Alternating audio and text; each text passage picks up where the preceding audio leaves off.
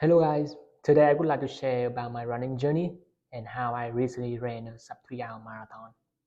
In this video, I will talk about my running history, background, and then I will talk about my most recent training cycle, including the training plan, diet, nutrition, and how I was able to execute the race, crossing the finish line under 3 hours, which has been my dream in the past 5 years.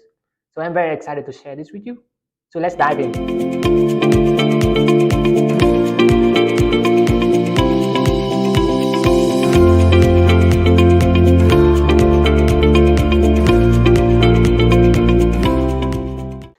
So I really love data. My major here in MBA school is actually data analytics. So I would like to share with you some of the data points and visualization that I created to illustrate my running progress. I pulled the data from my Garmin watch. I have worn it religiously in the past 5 years. I wear it in my sleep, even when I shower. That's how much I love my Garmin watch. So let's take a look at the data. As you can see, the data is actually going back to 2019, but in reality, I finished my first full marathon in 2018, where I crossed the finish line under 4 hours. I think the exact time was 3 hours, 59 minutes, 50 something seconds. So I made a sub 4 by a small margin. In 2019, about 7 months later, after I completed my first full marathon, I made a new PR of 3:30. So as you can see, in just matter of months, I improved my marathon time by a lot. In 2023, I made a new half marathon PR under 90 minutes.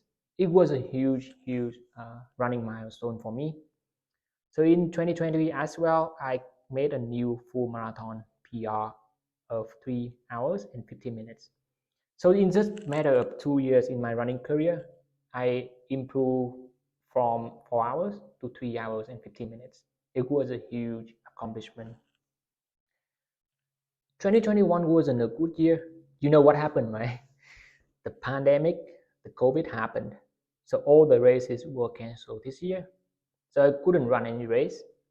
However, I kept on training. In 2022, I made a new marathon PR, 308. In this race, I was aiming for sub 3, but I wasn't in a good shape for sub 3. So in 2023, I was determined to uh, run a sub 3 hour marathon. So my training began on January 1st of 2023. So it's kind of my New Year resolution for 2023. So over the course of 15 to 16 weeks, I ran over 1,250 kilometers. The weekly mileage is about 65, from 85 to 90 kilometers, going from somewhere 65 kilometers a week to 104 kilometers a week. So let's look at my weekly training plan breakdown. So my typical week looks like this. On Monday, I usually have a day off. So 70 kilometers, that's very small. I'm surprised by how little I run on Monday. On Tuesday, I usually have a medium easy run, meaning I would go easy but go longer than my normal easy run.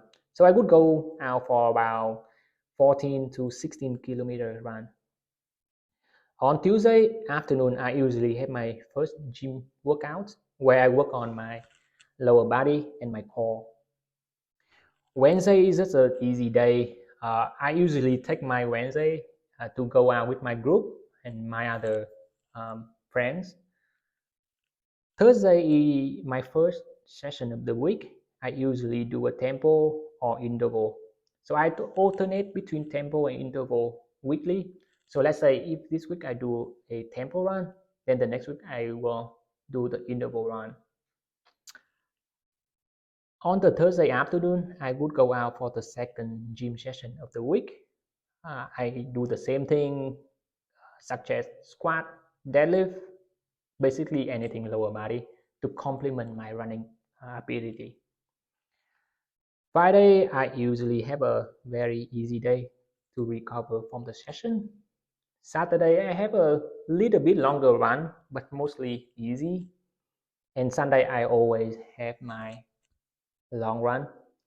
So looking back, I had 6 long runs before my race, and the last long run I did was exactly 2 weeks before the race. I know that one thing is that all of my long run were over 32 kilometers, uh, and I never failed a single long run session. Let's take a look at training hour breakdown. So my training consists of running, strength training, and yoga. I know it says yoga, but it wasn't a yoga. It's just me massaging myself, doing some kind of foam rolling, stretching, that type of stuff. But that's something I implemented in this training cycle. I really prioritize my recovery, stretching, and relaxing. 80-20 training. This is something I didn't keep track, but I was surprised that my training was aligning with the 80-20 principle. So 20% of my effort is in the hard zone, 80% of my effort is in the easy zone. That's quite surprising to me to see how matching it is compared to the principle of 80-20. So how I determine the hard or easy effort? So any runs going above 4 minutes and 35 seconds, I would qualify it as a hard effort because at this threshold pace, my heart rate would go over 150 beat per minute. So you can change it here. If I put 420, for example, it's closer to marathon pace, right? So about 10 to 11% of my effort was in the marathon pace. Going into the race, my full marathon time was 3:08, half marathon time was 1:29, my 10K time was 38:30 seconds, and my 5K time was 18:20. Based on my research, for example, Jack Daniel VDOTs, to indicate whether I was able to run a sub-3, most of my PR time was uh, aligned with that uh, kind of indicator. Uh, except my half marathon. My half marathon was pretty slow to run a sub-3. I actually PR my half marathon during the race. So kudos to me. So that's pretty much my training. Let's talk about nutrition. So nothing fancy here. I'm not on any strict diets. But what I did was I removed most of my added sugar and processed food out of my diets. So in the past, whenever I felt hungry, I would eat a lot of sugary snacks, ice cream, chocolates, or candies, cookies, you name it. But in this training cycle, I kind of remove them as much as possible out of my diets. So whenever I felt hungry, I would eat some breads and I put some peanut butter on it with some Nutella to make it a little bit sweet, appealing to me to eat. That's my snack. So nothing too fancy. I mostly eat rice, meats, lots of veggies.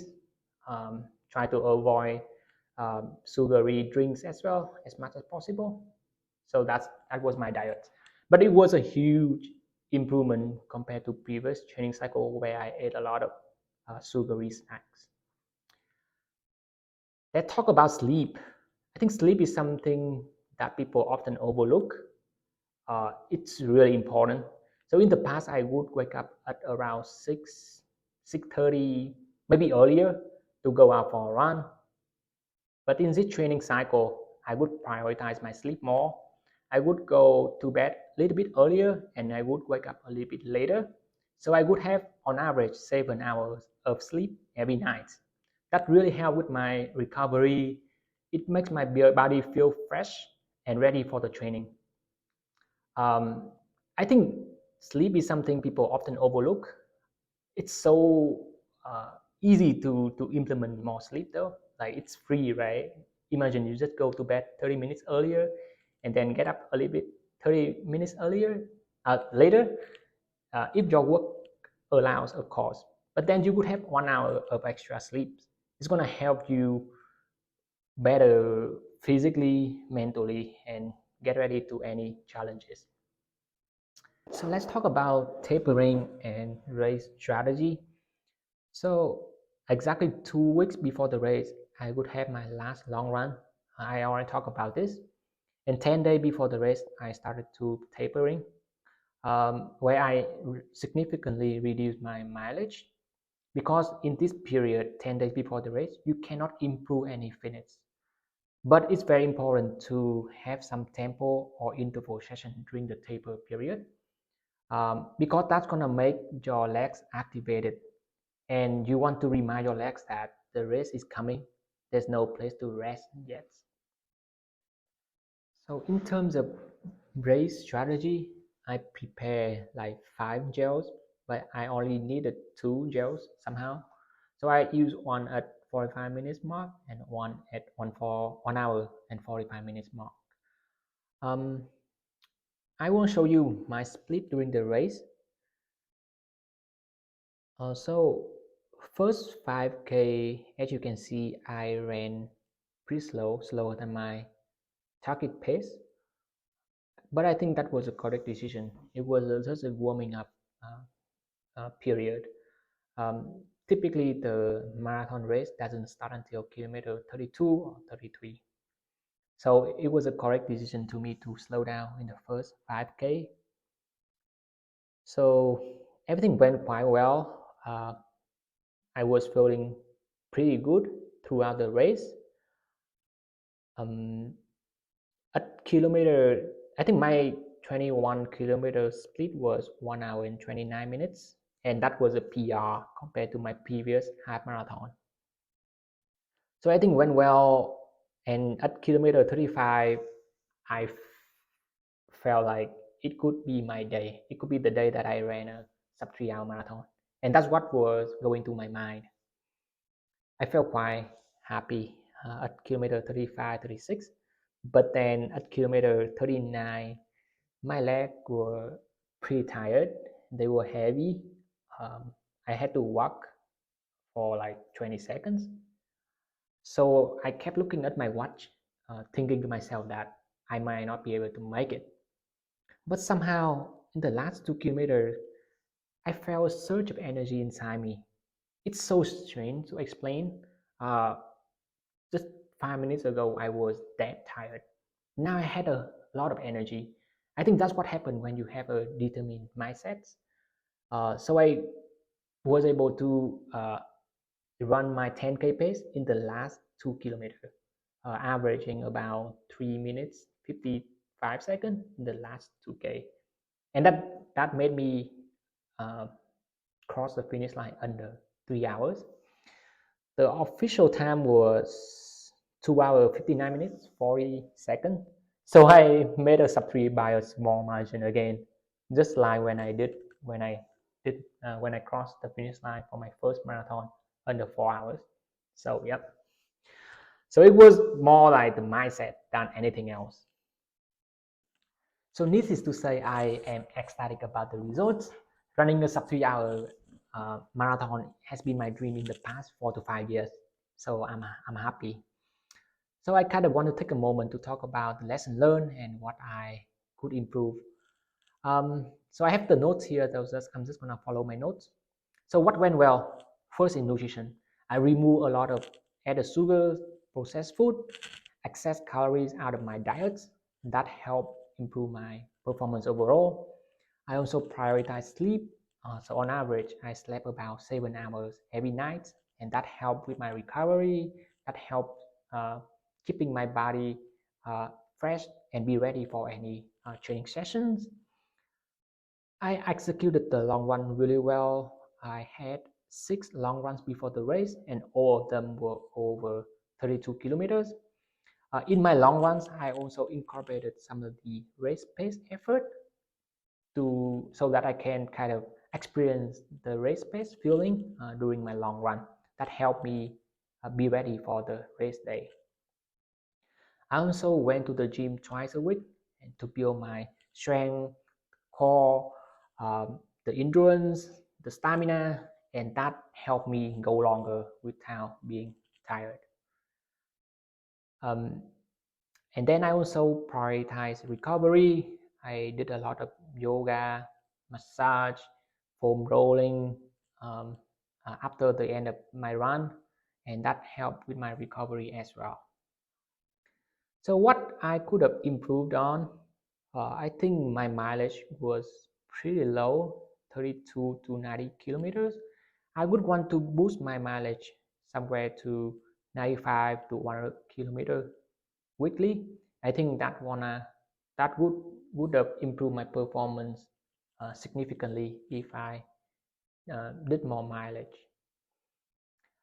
Also, my tempo workout was a little bit easy. In hindsight, looking back right now, most of my tempo run was just 20 to 40 minutes of hard effort. Ideally, I would want to do anywhere from 45 to 1 hour of hard effort during my tempo sessions. So that's something I should have done better. So during the course of 16 weeks, I had 2 weeks of spring break. I was slacking off during this period, and that kind of reduced my fitness overall. But you know, I think that's part of life, right? Sometimes things just get into the way, and you cannot do anything about it, or you just need to keep moving forward. But overall, I think I executed very well. I did exactly what I needed to do, and I was able to achieve my dream. So no complaining. So what are my next goals? I think the long-term goal is to run a marathon under 2 hours and 45 minutes, and I think that's like 5 years project or something. But short term, I want to improve my 5K, 10K, 20, 21K time. Experience something different than the full marathon. But nothing is set yet. Maybe for now, in the next 3 months, I'm just gonna do some more strength training. Maybe I'm gonna do some swimming. So just want to experience something new. I also need to work, prioritize my career also. So I don't know. But long-term goal is to run a full marathon under 2 hours and 45 minutes and improve all of my shorter distance PR. So that is for today. Thank you for listening, and I hope my sharing was beneficial for you when you are doing your running as well. So thank you for listening.